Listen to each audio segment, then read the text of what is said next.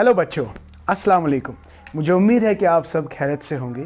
I am also fine, thanks to almighty Allah. तो this class is for class third semester and my dear we are talking about the learning theories.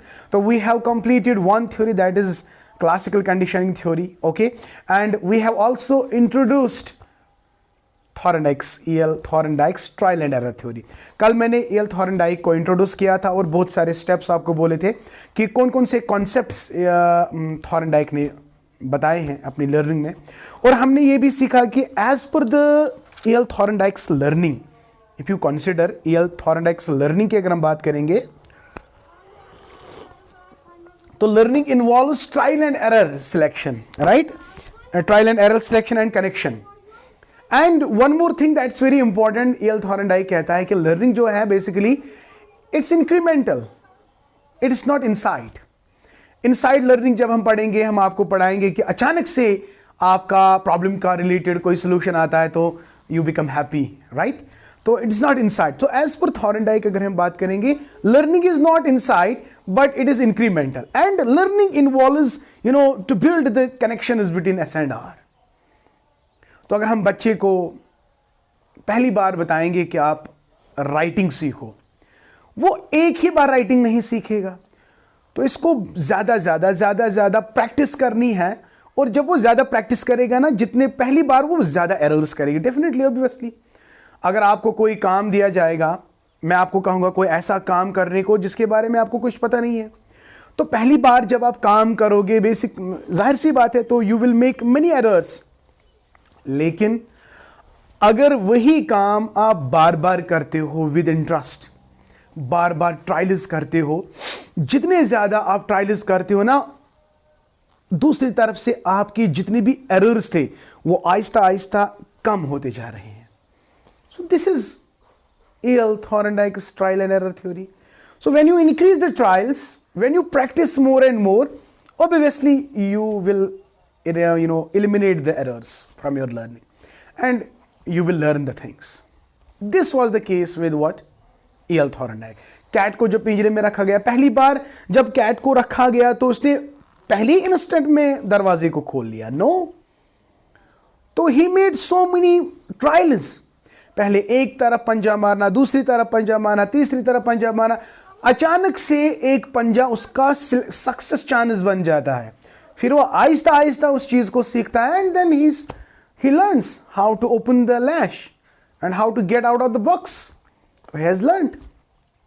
तो based on this theoretical notions जो basically E.L. Thorndike ने दिए, एक notion इसने ये दिया कि लर्निंग के लिए drive is important, goal is important. In order to reduce this, in order to achieve this goal, your random movements are very important. And when you do the random movements, and by chance you are getting the selective, you are getting your success. And first time your success is by chance. But when you repeat the same activity, and it becomes your final selection, and it gets fixed in your mind, and you learn the things. I hope you are getting my point. So today, the topic is same E.L. Thorndike, but today we have Thorndike's laws of learning. Very simple and very easy to understand. You will clearly, अगर आपने concept समझा ना, E.L. Thorndike का concept जो मैंने elements के बारे में बताया, किन किन एलिमेंट्स के बारे में उसने बात की, वो आपने समझा तो आपको इसको समझने में दिक्कत नहीं होगी। कैट को पिंजरे में रखा, राइट? कैट ने जब फिश को देखा वो मोटिवेट हो गया। अगर कैट को फिश नहीं दिखाया जाता तो मुझे नहीं लगता कि कैट मोटिवेट हो जाता लर्निंग के लिए। तो फिश का देखना उसके लिए मोटिव बन गया, उसके लिए नीड बन गया, उसके लिए गोल बन गया। तो सबसे पहली बात जो है, यू मस्ट बी रेडी। अगर आप इंटरेस्टेड नहीं हो लर्निंग के लिए, अगर मैं कितना भी अच्छा क्यों ना पढ़ाऊं, आपको कुछ समझ में नहीं आएगा। तो लर्निंग के लिए basically what is important? Your motivation is important my dear.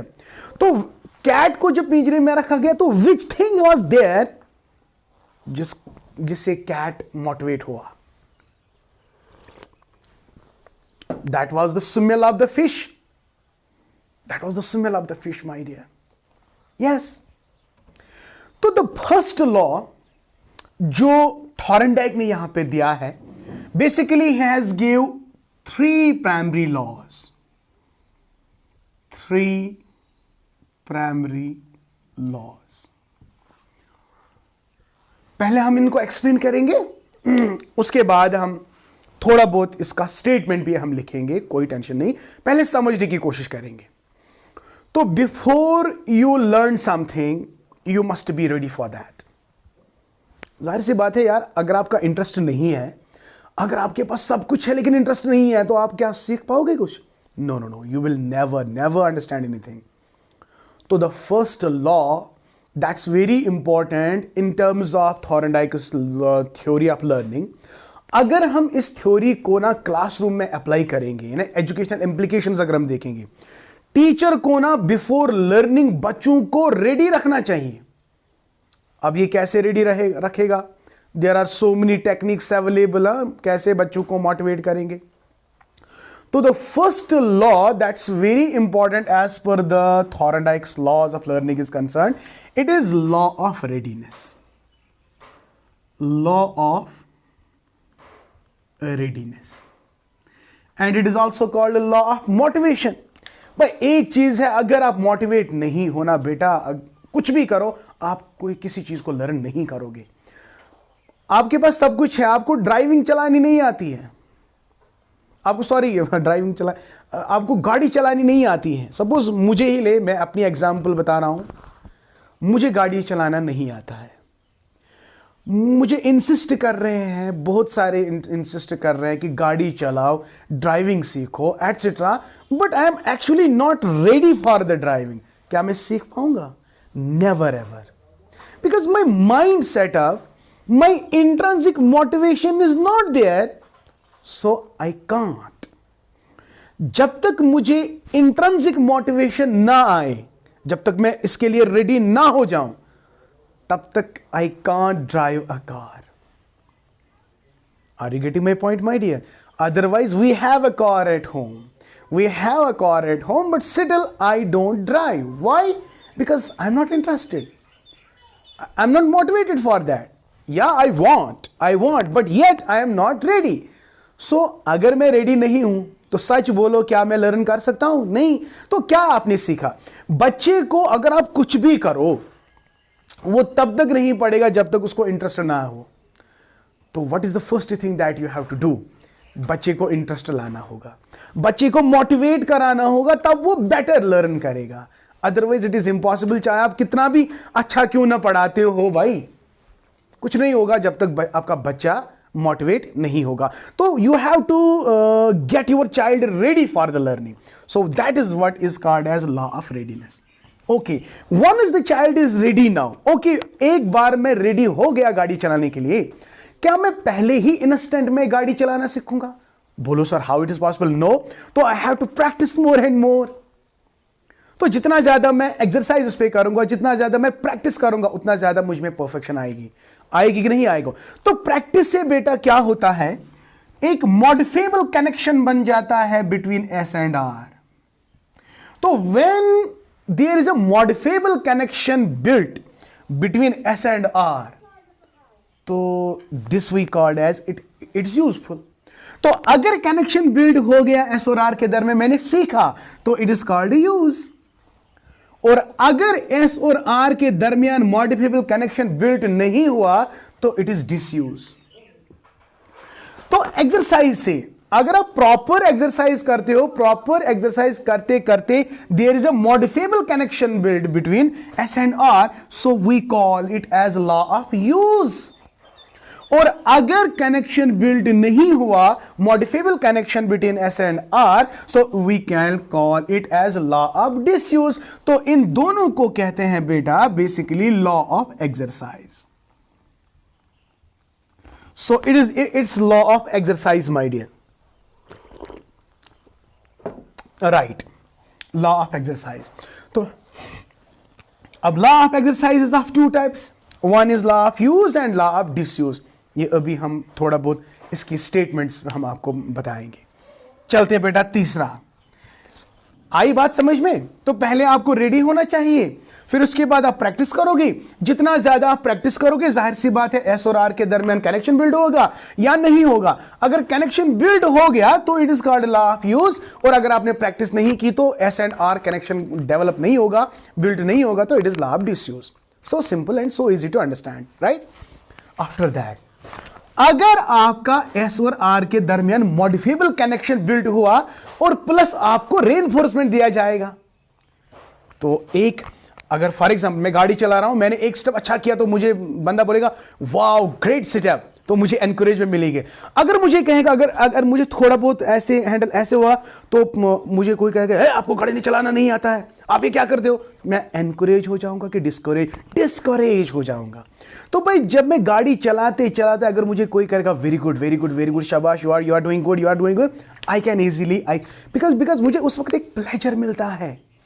तो when there is a good connection between S and R along with the reinforcement, तो it gives me pleasure. It gives me pleasure and learning effective होगी कि नहीं होगी? बिल्कुल effective होगी, मैं अच्छे से लर्न करूंगा। लेकिन मैं गाड़ी चलाते चलाते मैं एस और आर के दरमियान कनेक्शन बिल्ड करना चाहता हूं, लेकिन ऊपर से मुझे डांट पड़ती है, अरे ये क्या किया, वो करो, ये करो, डांट पड़ती है, तो क्या मैं डिस्करेज हो जाऊंगा? एग्जैक्टली। तो there will be a certain pain in my learning, because यहां पे तो मॉडिफिएबल कनेक्शन बिल्ड हो रहा है, लेकिन it is not followed by the reward, it is not followed by the reinforcement, with the result there is obviously a pain. So that is why in order to make the learning effective, if there is a connection between S and R very good, then it is followed by the reinforcement, so you will definitely get pleasure, so you will have the effective learning. So what is the third law? Third law is, my dear, law of effectiveness. I hope beta this is clear. Or law of effectiveness is also called as law of pain and pleasure. Pain kab SR connection is there but not followed by the reward or reinforcement. Pleasure is there when there is modifiable connection between S and R followed by the reward or reinforcement. I hope beta you have understood this. Now let us see. I will write down these all. I will write down the statements of these three laws. So here we are. देखिए बेटा, the statement of the first law, that's a primary law of learning as per the Thorndike, is law of readiness. इसको आप इस हिसाब से भी समझ सकते हो। देखिए भाई, for example when you are supposed to do any action, to do any action you must be ready, okay? So when you are ready you can do your action nicely, betterly and very nicely you can do it. अगर आप ready नहीं हो तो जाहिर सी बात है you cannot learn the things. तो simple सी बात हम यहाँ पे कहेंगे लॉ ऑफ रेडीनेस और एक्शन और मोटिवेशन का मतलब क्या है यहाँ पे? According to this law, when any conduction unit is ready to conduct, it is satisfying. जाहिर सी बात है, when you are ready to do any activity, so you will do it very nicely, very satisfactorily. And when the conduction unit is not ready, it is annoying, obviously. So this is the statement of law of readiness. तो क्या आपने याद रखा बेटा? According to this law, when any conduction unit is ready to conduct, it is satisfying, and when conduction unit is not ready, it is annoying. So this is law number first, that is law of readiness. Okay my dear. Now the second law you can easily see is law of exercise. तो already मैंने इसको explain किया है. This law has two subparts. One is law of use and another is law of disuse. तो already मैंने आपको कहा है कि अगर मॉडिफिएबल कनेक्शन बिल्ड हो जाएगा बिटवीन S एंड R तो उसकी स्ट्रेंथ इंक्रीज हो जाती है, अगर ये डिक्रीज हुआ तो उसकी स्ट्रेंथ डिक्रीज हो जाएगी. Simple is the case. तो लॉ ऑफ यूज किसको कहेंगे? When a modifiable connection is made between SR, the connection strength increases. While as law of disuse, when a modifiable connection is not made between S and R, the connection strength decreases. I hope beta both the two laws are understood now. Okay, now coming to the third one. Okay, my dear. Now the last one is law of effect. So you can easily see now, when a modifiable connection between SR is made followed by reward or satisfying affairs. Reward is basically a satisfying affair. It will increase or connection becomes strong and it will give us pleasure. And when SR connection is made but it is followed by annoying state, it is not followed by the satisfying state, it is followed by annoying state. That means it is not followed by reinforcement. So obviously the strength gets decreased and it gives pain. So that is why अगर S और R के दरमियान connection build हुआ and then it is again followed by the reward और satisfying state of affairs, तो the strength gets increased and we feel that there is a pleasure, confidence. And then अगर हम connection को build करेंगे लेकिन connection build करने के बाद हमें रिवॉर्ड नहीं मिलता है बट हमें annoying state of the affair मिल रहा है, तो उससे क्या होगा, एस और आर के दरमियान जो कनेक्शन है वो स्ट्रांग नहीं होगा, वो डिक्रीज होगा and we will get what is called as pain. So because of these two things, this law is also called pain and pleasure principle. So these are basically the three laws that you have to remember when you are actually explaining Thorndike's laws of learning. और my dear, अगर कल वहां पे पूछा गया what is the educational implication of the Thorndike law, आप यही तीन laws को explain करोगे. यही तीन laws हमें educational implications भी explain करते हैं. I hope बेटा this is very much clear now and I hope बेटा आपको ये वीडियो अच्छी तरह से पसंद आया और मुझे ये भी उम्मीद है कि आप इसको बार बार आप देखोगे, नोट्स खुद बनाओगे. I am sure about that. और जल्दी लास्ट में मेरी चैनल को शेयर करना, लाइक करना, और अभी तक अगर आप लोगों ने मेरी चैनल को सब्सक्राइब नहीं किया तो जल्दी से मेरे चैनल को सब्सक्राइब करो and plus hit the bell icon so that you can get my latest updates and videos. Thank you, may Allah bless you and keep always learning.